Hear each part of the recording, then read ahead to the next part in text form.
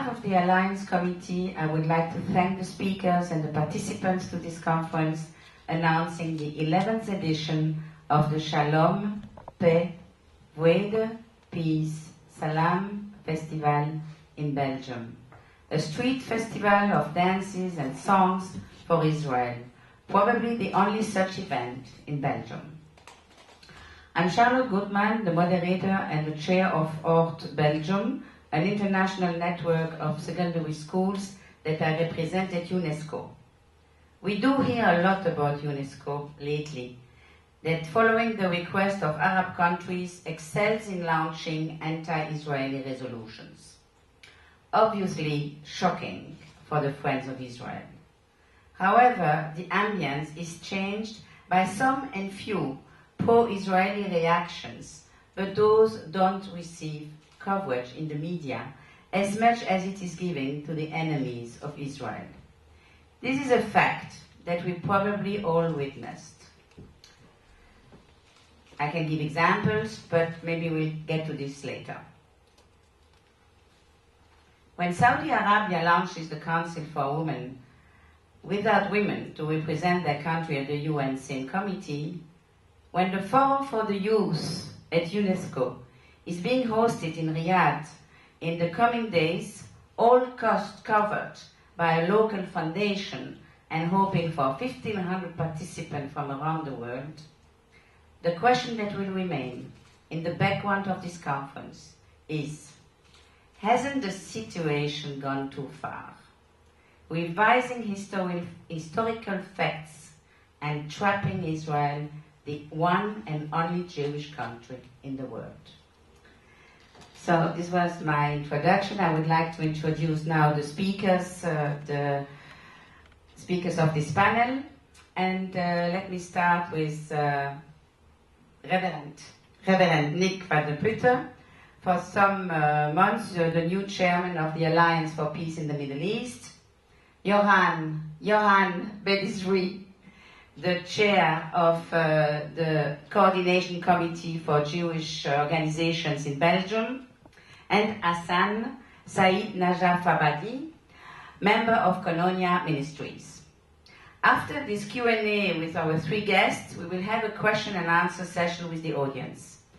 If you agree, let's start short videos on Yaron Bob and the radio interview by BBC UK with Dr. Nof Atamna Ismail, who both will join the Shalom Festival on May 21st in Brussels.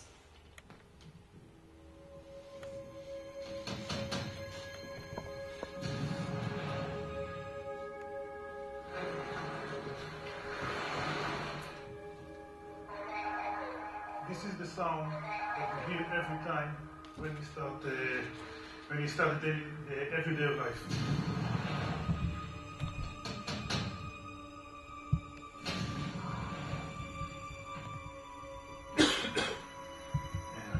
Is shaking like hands.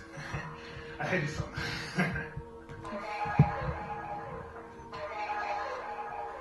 This is the way of life.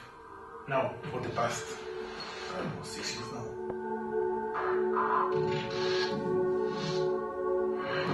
I have here many kinds of Qassam rockets and also Grad. This is the leftover of the Grad missile that was firing upon Beersheba, and upon Ashkelon, and upon Ashdod. I don't know exactly, but about 20,000 to 30,000 missiles was firing upon us. So, you do the math, was how every day it will be falling. This one is Qassam rockets. Look at how much big it is. Every Qassam rocket that I'm receiving have a date. I decided, from my own goal, to make a statement to say that we are the people of Israel, don't want war. We just want to live our day as peaceful and calm as everybody else, all over the world.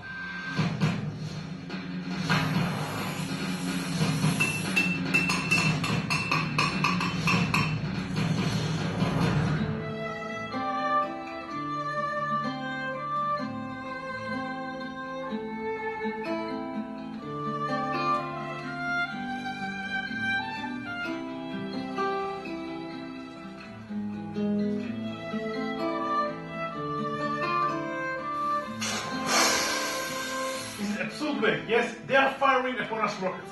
And I, as an answer to them, make these roses and spread them all over the world.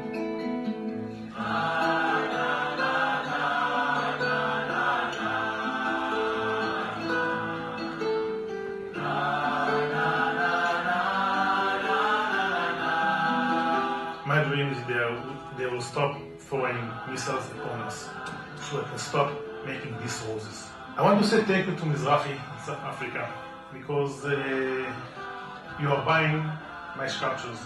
I'm doing this for my own heart. I'm doing it to contribute and to make all these sculptures because I want to, not because I want the money. Most of the money is going to building bomb shelters here in Israel, so people in Israel can be protected and feel safe. So this is what I say thank you for. I'm not wearing a yarmulke, but I believe in God. My dream is וכתתו חרבותם לעתים וחניתותיהם למזמרות. And they should beat their swords into plowshares. So this is my dream.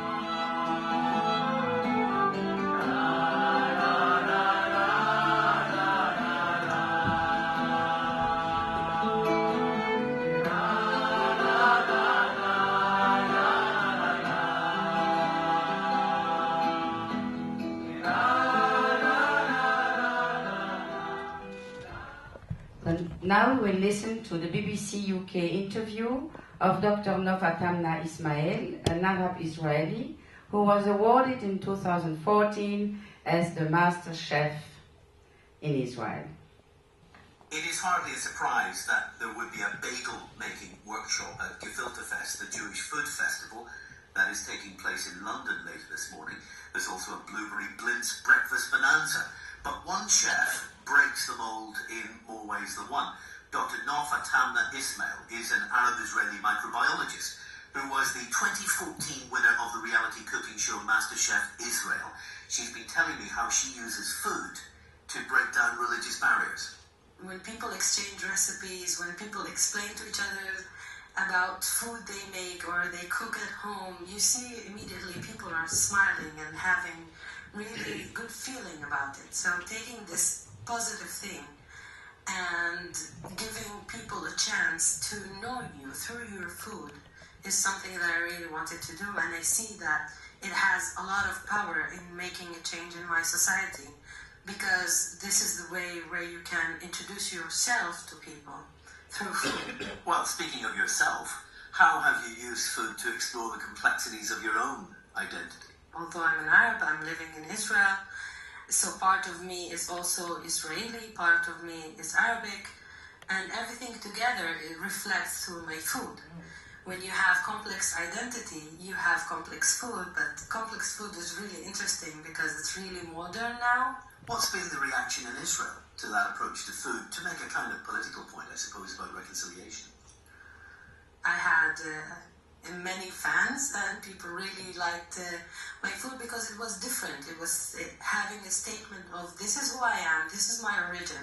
But I have many other identities, and I embrace them all, I like them all, and they all can work together to create a very complex dish, but still very tasty dish, just like my identity and my personality. Is there one particular dish that illustrates just that point for us? Actually, it's a dish that I'm going to make in Gefilte Fest, which is a very traditional dish called tabbouleh. Tabbouleh is a very known Levantine salad that is made of bulgur and herbs. But here I'm introducing many other ingredients into it, like charred zucchinis and raw zucchinis and grapes and fish. So I'm taking these elements that come from different places, different cuisines, and putting them all together into this very classic dish, Arabic dish, and creating something new that is, I think, it's very tasty. Forging peace through tabbouleh. Yeah, You could say that. I think it doesn't matter what are your political views. When you're having something nice, then you learn about people's history, you learn about people that maybe you have never ever met before. You have had a few challenges along the way, though. I think of the the food festival you're organising in Haifa. Yeah, well, we had the first Arabic food festival in Israel, and it was very hard times back then in Israel. There were a lot of stabbing incidents happening in the streets, and they thought of cancelling or postponing the festival. And I said, please let us go through that festival, let us do it, because I want to show you how food is much stronger than any other political views or radicals that are going in the streets and saying racist things. So eventually I'm really happy that they decided to go through with that and make the festival happen. And it was proved that food is much stronger because we had 70,000 visitors. And also we had a lot of dishes that were made kosher to enable these people who are keeping kosher to come to taste Arabic food. Not for Tamna Ismail at the Jewish Food Festival. And last but not least, we are going to view another video on metal artist Yaron Bob, and after that we'll start with the questions. So we'll have a nice background. It's a light in the darkness, a flame that turns metal into a symbol of hope. Steel is cold, dark, and permanent, but I have learned how to change it. My name is Yaron Bob, and I'm a metal artist. My home is in Moshav Yated, a small town that stretches from Gaza and Egypt. A few years ago, a siren went off, as it often does. Tseva Adom, Tseva Adom. In my community, it means 10 to 15 seconds to run for shelter. On that day, there was nowhere to run. No safety, no cover. And so, I leaned against the wall, and I prayed. The rocket exploded just on the other side of the wall. That all that stood between me and death, one wall. Everyone was safe, but we were shaken. We are often shaken. When the police came to pick up the rocket, something made me ask if I could keep it. I brought it home. I stared at it for a long time. At first, I was afraid of what it meant. It sat in my studio, and an unwelcome guest, smiling, grinning, staring at me. I wanted to take away its power. I wanted to stop being afraid. I wanted those who sent it toward Israel with hatred in their hearts to be forced to see the beauty in the world. Tearing apart the rockets is my therapy. It gives me peace. I cut them into rings. I burn the rocket in a furnace that I like to think cleans the metal of the hatred that created it. Finally, I hammer them down. I flatten each piece until it's thin. And then I use the torch. The flame brings the metal to life. Each twist revealing a new petal, slowly softening them, wrapping the metal to create each bloom. I knew what I chose to create needed to speak of life and rebirth. To me, a rose means warmth and family. It means home. Each rose marked with the month and the year when the rocket landed. I hope that I'm making the world a better place. Part of my proceeds go to help the victim of terror. I hope that my work helps people to see that Israel hungers for peace, not war. I hope that someday we and the people of Gaza find a way to live without weapons, without death. My sculptures are my statement. What they throw at us,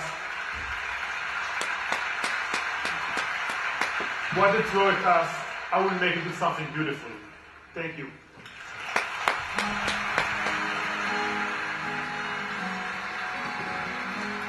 So these two Israelis will be guests at the Shalom Festival on the 21st of May in Brussels. Pastor Nick van der Putte, You were born in Bruges, brought up in a Christian family with a deep love for Israel, traveled a lot throughout Europe and former Soviet Union, from where you helped Jews to make Aliyah to Israel. You studied theology in Germany, Denmark, and Belgium. 15 years ago, you came back to Bruges and are a reverend of an evangelical church, also working as a reverend in local prisons. You are also active with the Christians for Israel. You are married to Anna, and you have 6 children. Congratulations. So my first question to you would be, of course, to congratulate you on your new position as President of the Alliance for Peace in the Middle East. Can you explain the background of this organization founded in 2011, what this means and implies with relation to its mission, strategy, and activities? Thank you. Thank you, Charlotte, for the introduction. I was very happy 6 years ago to hear about the initiative which was taken by the former president of the Federal Synod of Evangelical Churches, Francis Renneboom, and some other prominent Christian leaders to create the Belgian Coalition for Israel, a Belgian Christian organization who stands with Israel and who brings the important message of God's plan with Israel to the Christian churches. The church is connected to Israel. Israel is our elder brother. We too believe in the God of Abraham, in the God of Isaac, and in the God of Jacob, who is Israel. We share also the same faith. We share the same Bible, the Jewish Bible. If there was no Israel, there was no Christianity. The problem is a little bit in that way that a great part of the Christian church today is still blind to Israel, due to the wrong teachings and hostility from the early church in our Christian history. Even the great reformer Martin Luther, and it is this year where we celebrate Reformation.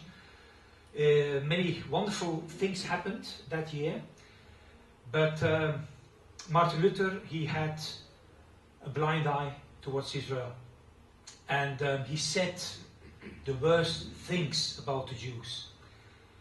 And through the very hostile relationship that the church and Martin Luther had towards the Jewish people, Christian anti-Semitism took control in the minds of Christians, and a great part of the Christian church believes that they are the new Israel.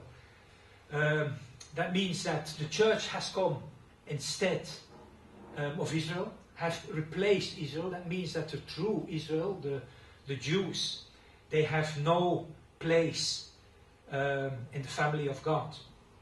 And that means that the Jews were disconnected from God. That was a very harsh teaching.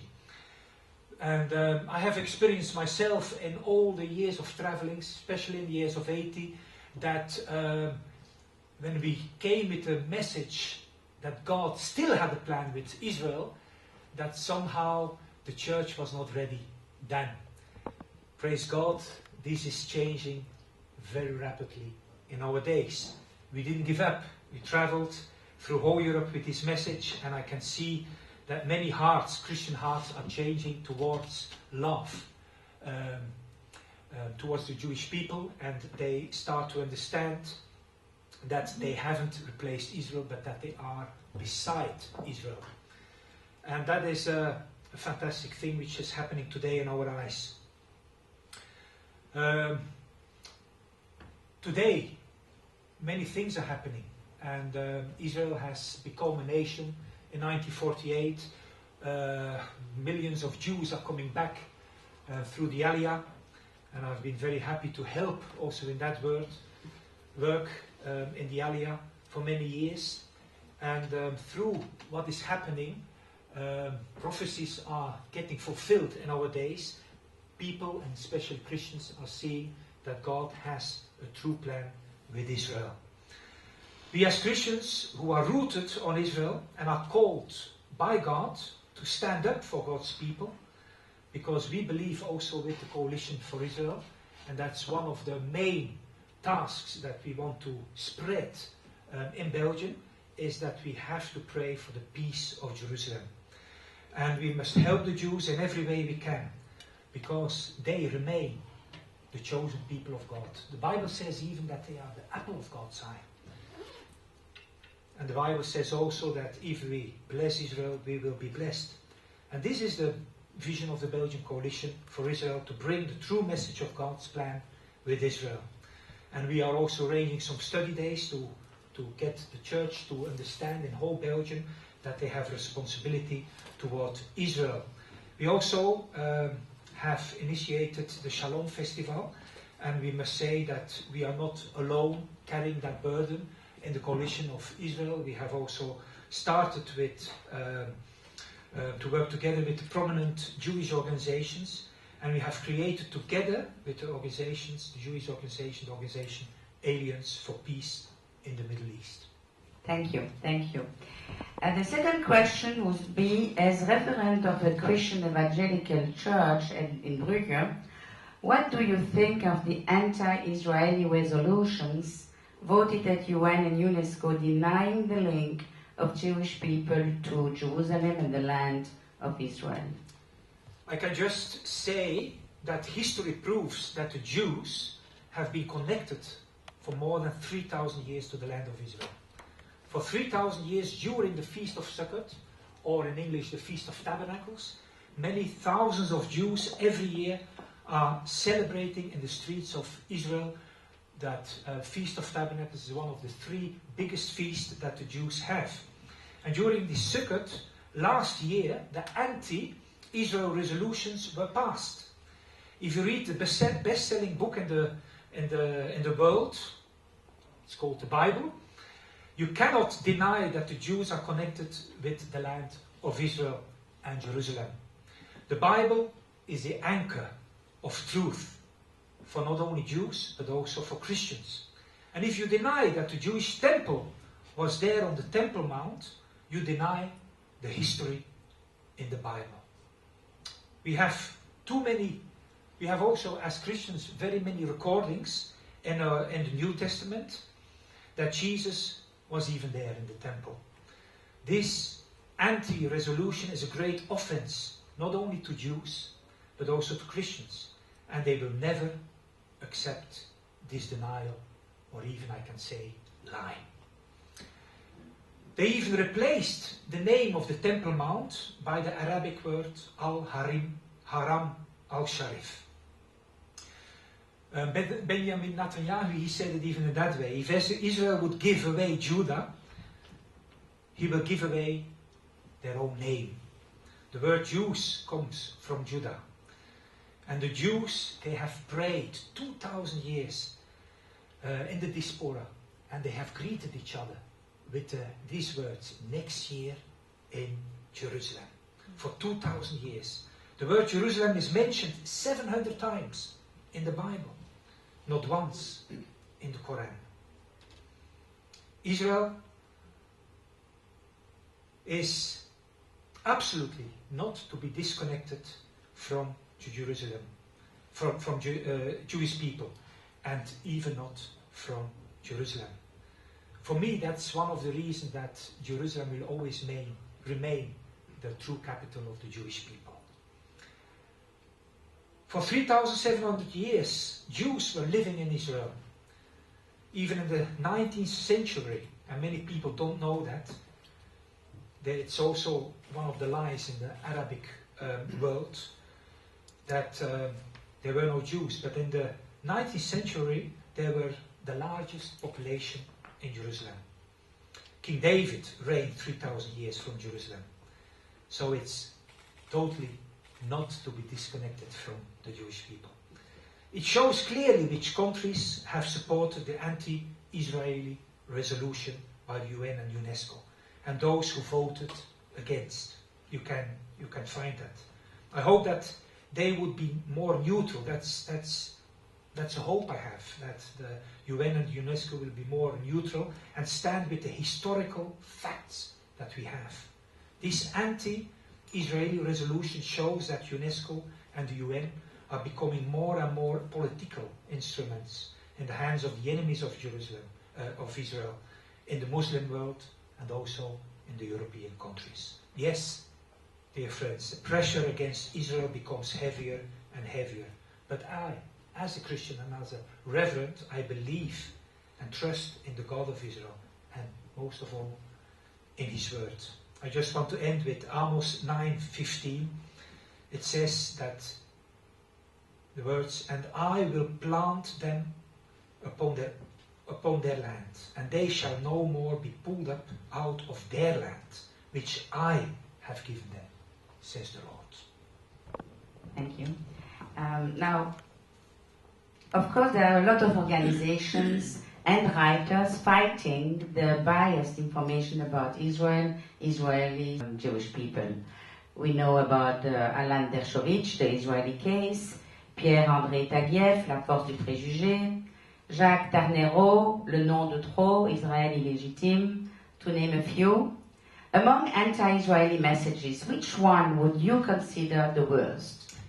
Well, already I mentioned the denying of a Jewish temple on the Temple Mount, but there are many more, of course. There are a lot of lies. For example, Israel has no right to exist. The creation of Israel is based on main three things. First, the recognition that the Jewish people, just like all other nations, have right of self-governing in places where they are the majority. And when the deportation was at Vienna in 1947, we see that also today, that in the dense population, even the Palestinians, they have self-ruling. The second thing is that the recognition that the Jewish people have lived constantly in the land of Israel for more than 3,000 years. And the third I want to mention is the international agreements of the Pact of Nations in 1922 and the voting by all countries of the United Nations in 1947. The only countries who voted against were Arab countries and only 3 other countries.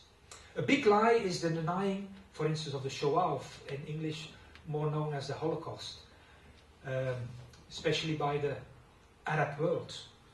And I must say, if there was no Holocaust, there were 6 million people more when the state of Israel would have been proclaimed.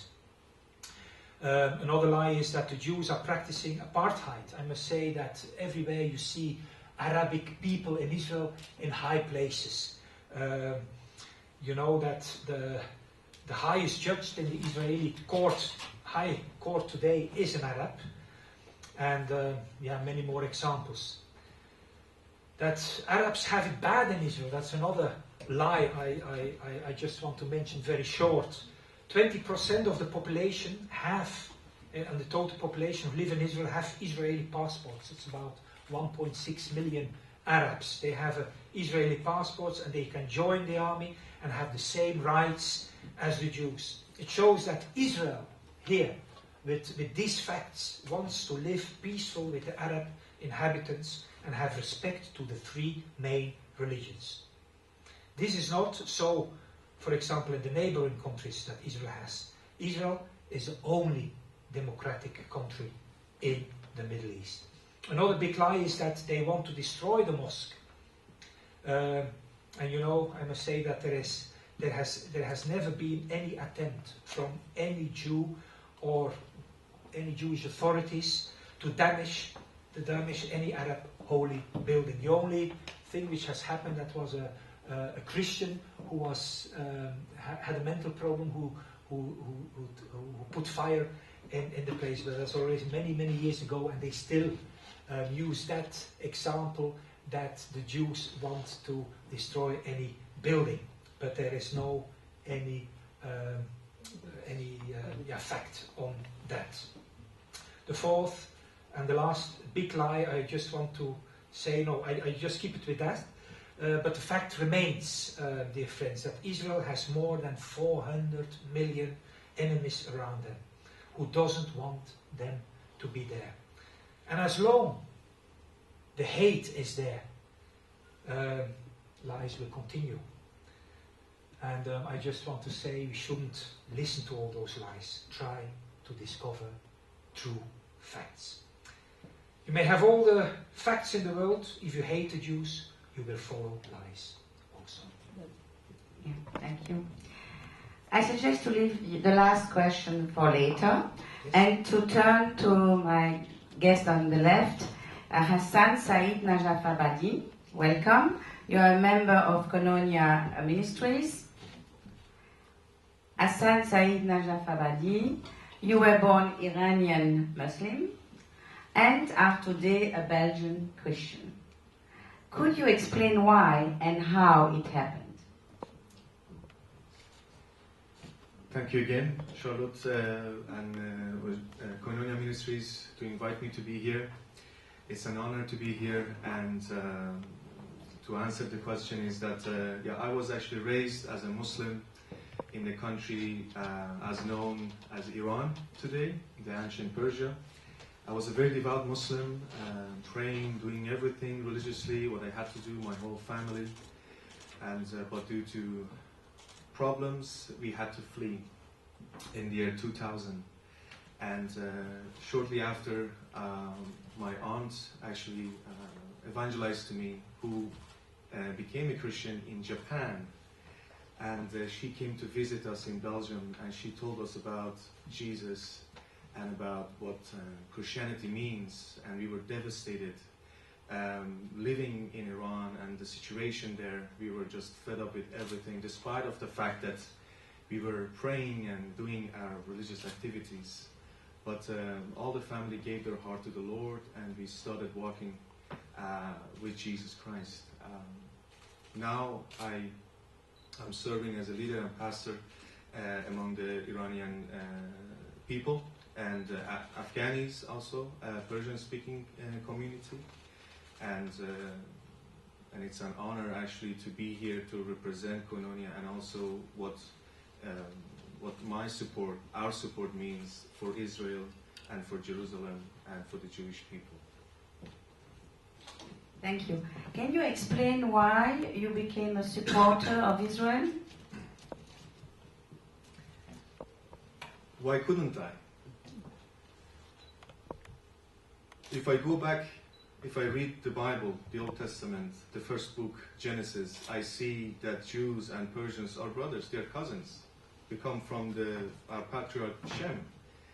So we have been together, and I see in the Old Testament the Persian kingdom, Persian kings like Cyrus the Great, like Darius, like Xerxes, and the stories of Daniel, Ezra, Nehemiah, Esther, they're all going back to Persia.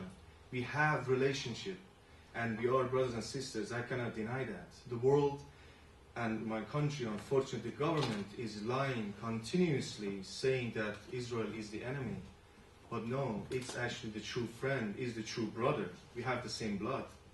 And that's why that became actually a truth for me that God enlightened in my heart when I became a Christian, that I saw Israel and the Jews are not my enemies. We have thousands of Jews actually living in Iran today, but they are maybe a little bit hiding because of the fact that of the whole propaganda and the hatred among the Iranian Muslims. But there are many, many Christians, and as Brother Nick also mentioned, among the Christians, also among the Persians, Iranians, that they are seeing Israel and Jews are true brothers and sisters for us, and we need to stand strong to help them.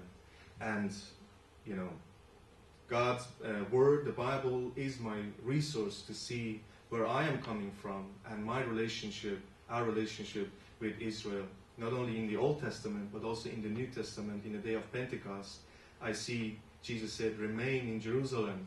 And then the people who came from around the world, the Jews, the first three nations that are mentioned are Parthians, Medes, and Elamites. These are Persians. They came from Persia.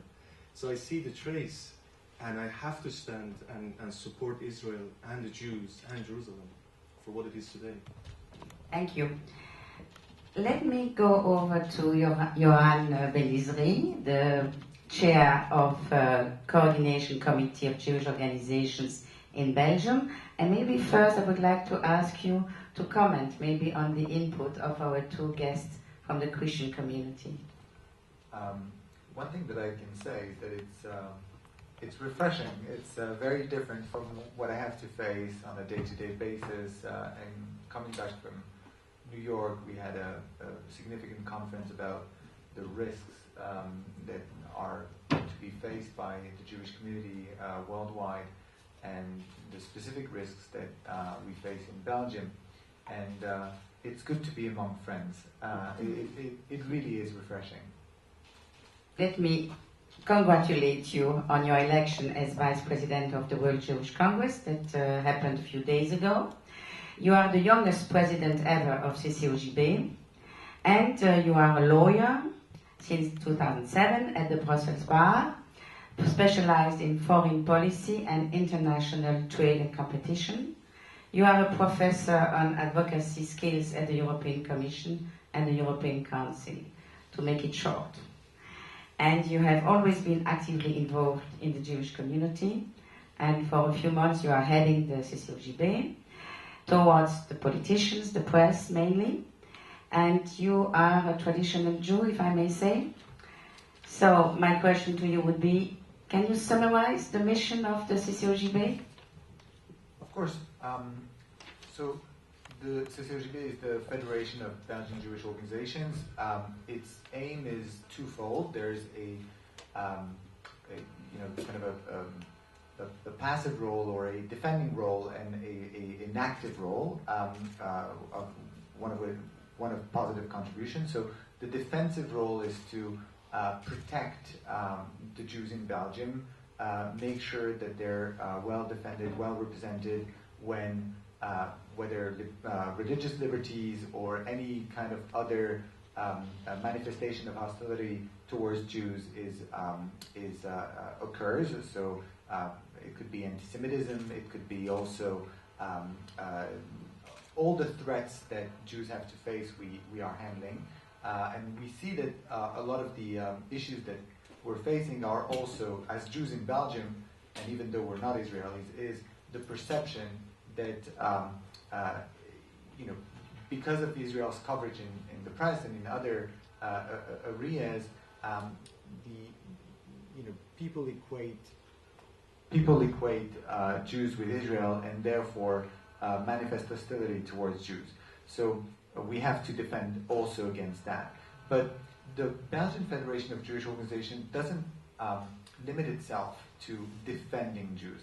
The idea is for our organizations to be able to contribute fully to civil society in Belgium. And we have lots to contribute. We have education organizations, we have cultural organizations, we have youth movements, we have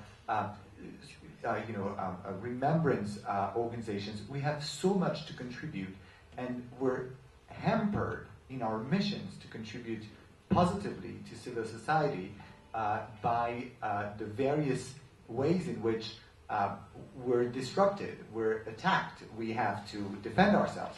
And therefore, a lot of our resources that are really positive and contributory to the fabric of civil society are diverted towards just defending ourselves. A lot of the budget of the Federation is actually spent on litigation, because we have to litigate against the Holocaust deniers. We have to litigate about those who promote hate speech. We have to litigate against terrorists, with the Jewish Museum in 2014.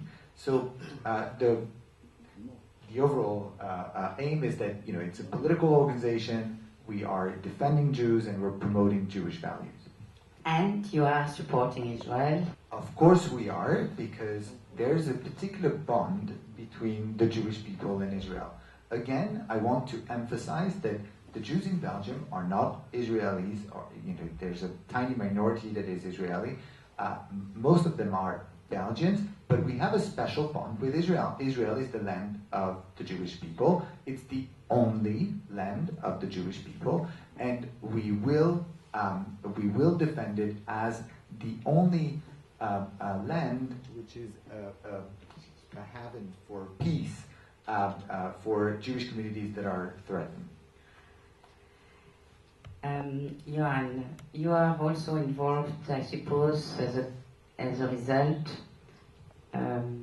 in the fight against BDS and all boycotts, disinvestment, sanctions against Israel. Lately, we have heard a little example of a BDS sticker put on Israeli potatoes in the supermarket in Brussels. So those arguments are repeated, terrible text on the sticker, by the way. And those arguments, naughty arguments, are repeated again and again and non-stop, and also not only on the stickers in the supermarket, but in universities, avoiding an official ambassador to Israel to speak, lately in a university in Rennes. It was an amazing anti-Israeli movement throughout the auditorium and the students. And we don't have to mention the press and the politicians. So how do you fight via the CCOJB against these movements? Well, first of all, let me say a few words about BDS. BDS is just a trick. It's basically just a way to act as if we were constructive, whereas we're disruptive. It's basically importing the conflict into other countries instead of exporting solutions. There's nothing about BDS that is not divisive. Its origins are either anti-Semitic or nationalistic, and the consequences of BDS are largely anti-Semitic. Now, in terms of how we fight against it, there are several ways in which we do that. We do that towards politicians when BDS activists are trying to contact politicians to disrupt certain type of collaborations between Belgium or more largely the European Union and Israel. We've had a huge success with Low Train, which was a collaboration between the European Union and Israel, and BDS activists were trying throughout Europe to try and disrupt that program, and we were able to fight against it, and the collaboration occurred. We fight against BDS when we see those stickers. We work with the supermarkets to try and promote initiatives that are conducive to peace rather than initiatives that promote a boycott. And clearly when BDS use those type of stickers that are incredibly disruptive, trying to portray Israel as the demon, trying to really make it the utmost criminal in history, the rogue state, it basically translates into a wide demonization not only of Israel but also of Jews in Belgium, and it has huge consequences for us. So we fight in every way we can through press releases, through political contacts, through litigation when we have to. In Belgium, we don't have the same tools that they have in France, for example. But I recall, for those of you who don't know, that boycott is illegal in France because clearly it should be. Boycotts are not conducive to peace. So you'll get there in Belgium sooner or later. Yes. I certainly hope so. This is our aim. The idea is that BDS, whether you see it as all BDS proponents are not anti-Semitic. Some of them, associate with the movement for other reasons. But what is clear is that the consequences are the same. And so whether you qualify it as anti-Semitic or discriminatory in nature because they discriminated on the basis of national origin, it should be outlawed. So talking about anti-Semitism, there is a project here in Belgium about the ritual slaughter. So what do you think about it, and how do you react? How does CCOJB react to it? Well, this issue is a little bit disconnected from Israel, but I'm happy to comment on it because this is really a key question for us as a religious liberty that is hampered by initiatives that are presented as something that is promoting animal well-being, where in fact it's difficult to see how that aim is achieved through the ban on ritual slaughter. So the idea is that now we would have to stun the animal before it is slaughtered, which makes it non-kosher. Now, we have to understand what we're talking about. It's a tiny portion of slaughtering, in slaughterhouses that is directed to ritual slaughter. And in fact, in European text, it is recognized as a religious liberty, and it is an exception to the rule that animals must be stunned. However, some proponents of animal welfare have decided that this was the main and most important way to protect the animals, was to make sure that they were not ritually slaughtered. I must say, I find this hypocritical to the utmost level. To me, this is nonsense, because first of all, it's confidential in terms of number. Second of all, the interference is disproportionate as compared to the aim, and we lose sight of the fact that people should be allowed to express their religious freedoms. I mean, this was recognized by the Court of Human Rights in Europe. I mean, this is really a fundamental right of people to express their religion. Now, whether it's anti-Semitic or not, what I can say is that historically there's a precedent for that, and it was clearly anti-Semitic. Today, the proponents are not anti-Semitic. They're trying to promote something that will drive Jews outside of Belgium, because and you hear those fallacious defenses for the ban on ritual slaughter, saying, well, but we ban it, but you can still import kosher meat. And this is nonsense as well. First of all, this argument comes from a 17-year-old precedent at the court, which said, oh, if you ban it in France, you can still buy it in Belgium.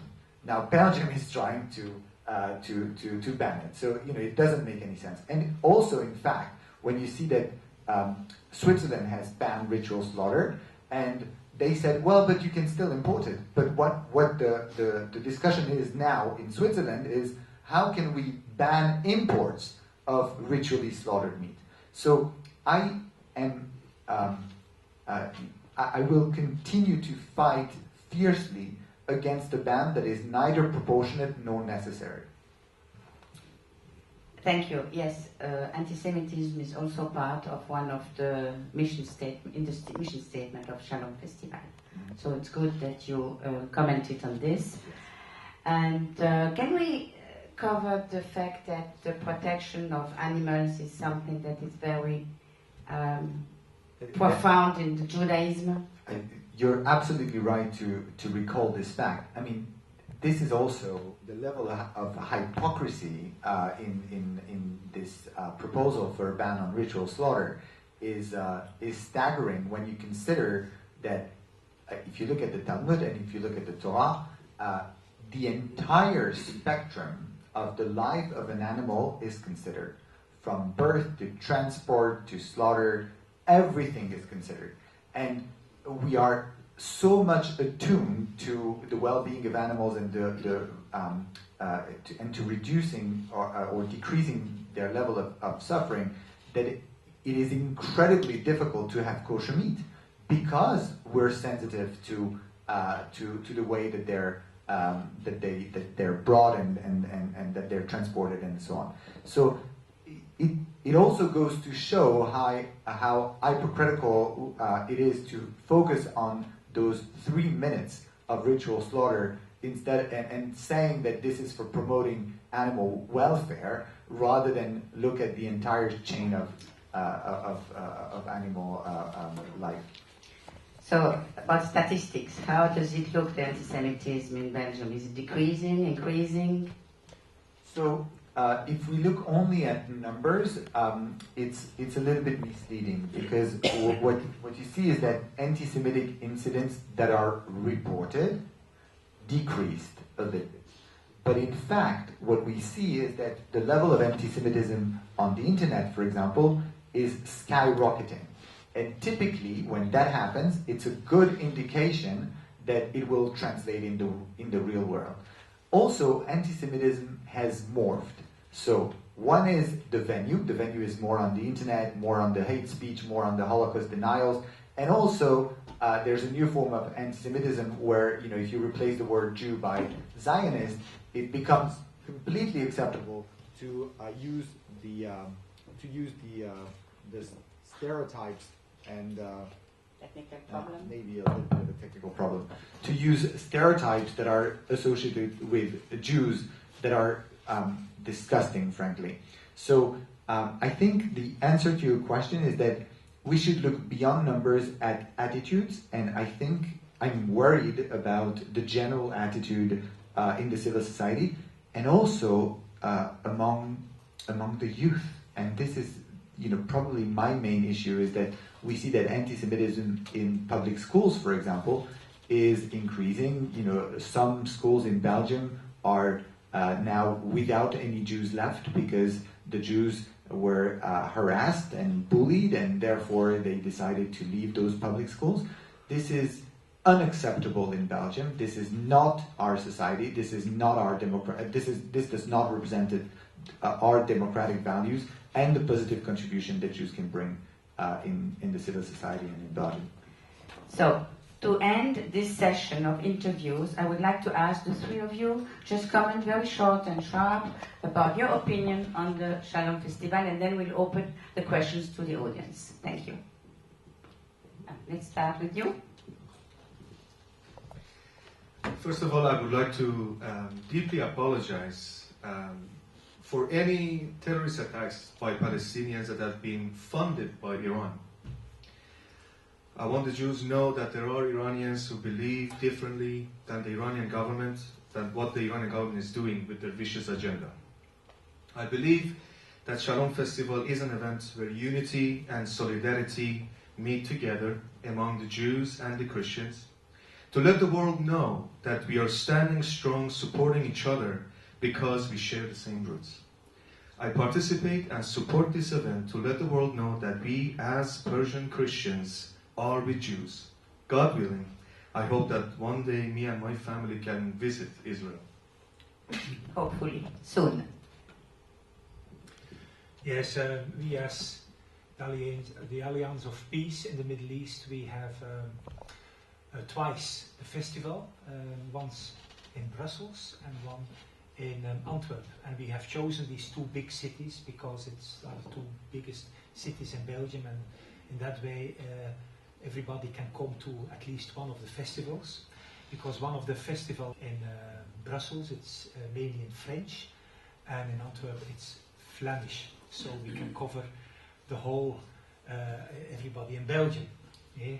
Belgium has 2 or 3 languages, and they can follow it. Especially with the Shalom Festival, we want to make people understand that they are connected. Jews and Christians are connected, and we can celebrate and enjoy the fellowship with each other with dance and songs. Also that people may see that Israel has friends. They are not standing alone, and that Israel loves to have a multicultural society where Christian, Jews and Muslims can live together. This is also the message of Israel to the world. Israel is tolerant to all. Not a message of violence or war, but of peace. Through the festivals we want to bring a good report on Israel to the Belgian people. Also we show Belgium that Israel has friends, and they need this in a world where there is a lot of anti-Semitism and hate. And I hope that everybody of us who hear the message here, that we can come and join the festival together. It's a positive festival with positive and encouraging speeches, Jews and Christian music, the different Israeli and Christian projects, also a lot of products from Israel, and most of all, and I want to end with that, Charlotte, is very good food. Yeah. Okay. I'm truly delighted that the Federation of Belgian Jewish Organizations can associate itself with the Shalom Festival. This is again a very it's a first. It's a very refreshing it's a show of unity that I think is falls within precisely the type of solutions that we want to promote. It is not about divisiveness, it's about unity, it's about achdut, which is fraternity between people towards a common goal, and that goal cannot be a better goal than peace. Thank you. On the screen you will see the program, and there is an orchestra, very well-known orchestra, with specialty of Israeli music and klezmer. And here are some names of the stands, and I have a scoop for our friend Patricia. We have just received confirmation of the Belgian Zionist organization that they're taking a stand. So this is one more to the list. And obviously the two stars of the day on the 21st of May will be Yaron Bob and Dr. Nof Atamna Ismail. And you all, of course. So, questions from the audience? So my name is Dacia Ribeiro. I'm journalist for Vox Africa TV, Contact TV, and Brussels Information Press. Following the sentence from the president of CGB, instead to import problems, how to export solutions? A question for both of you. Do you think that the last visit from the Pope in Egypt is a kind of trying to not to export, but it's a tribute for the solution of the problems we are trying to talk here? Second one, of course, I hope that the Shalom Festival will be a tribute for peace in this country where we are in Belgium, because this is a very, very symbolic country for this kind of demonstration. Thank you. Thank you. Thank you. I'm Pascal Naoupouazé. I'm an international editor, writer in international political affairs. I have only one question. First of all, I appreciate this Shalom Festival initiative. It's very important for everybody here and there. The only question it is about the recent declaration of Hamas. What do you think about this declaration? Do you believe it, or it is just I don't know? What do you think about it? This is the only question. Thank you. Thank you. So, first on the relationship with the Church and the Pope and the visit in Egypt, I think any initiatives that is promoting collaboration, fraternity, that will try to gather people around values that are shared and common goals, including peace, are welcome. We have a good relationship with the Pope, at the European Jewish Congress, at the World Jewish Congress. At that level, we meet with the Pope himself, and we were privileged to meet with him. And I think the message of love and peace is certainly one that can be heard throughout the world. I mean, this is one that we should share. This is the light that we hold. This is the value that we promote. And this is certainly something that I would like to materialize, to see materialized more often. Now, on Hamas and the declaration, you see, Hamas is not exactly the most trustworthy organization. It's a terrorist organization recognized as such by Israel, by the US, and by other countries. It has used means of violence. It continues to promote armed conflict towards Israel. So anything they say, it's not a grain of salt that I use. It's the entire salt mine. The idea that they can take a declaration and by declaration say, we're happy with the lines of 67. First of all, it creates a question for Jerusalem, of course. Second, it doesn't really translate into an agreement of all parties. You've seen that the Fatah, which is the other big part of the equation, took that declaration with a certain distance. So I'm I take note of it, but I will believe it when political dialogue is possible, and political dialogue is only possible when you recognize Israel as a Jewish state, which they didn't do, and second, you agree that there will be no armed conflict between the parties. You renounce violence. They didn't do that, and therefore, I don't think it matters most. So this may end the panel discussion and also the conference, launching this Shalom Festival on the 21st of May, and we hope you're all going to come and celebrate with us.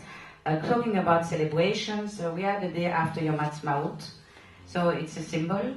It's today the day of freedom of the press. It's also a symbol for this conference, and I would like to mention 2 books to end like professional about Israel. So we have for the Christians world, the Reverend Wilhelm Glassauer, who is the president of the Christians for Israel International, who wrote a book, Why Israel? I suggest and I advise you read it. And then to keep in mind that besides the amazing threats on Israel, this country is developing itself in an innovative way, and so I can only advise Startup Nation, the story of Israel's economic miracle. So thank you for your attendance, and yes? Sorry, I have a question. Yes. I'm Gisela Jobillot, journalist of Brussels Information Press.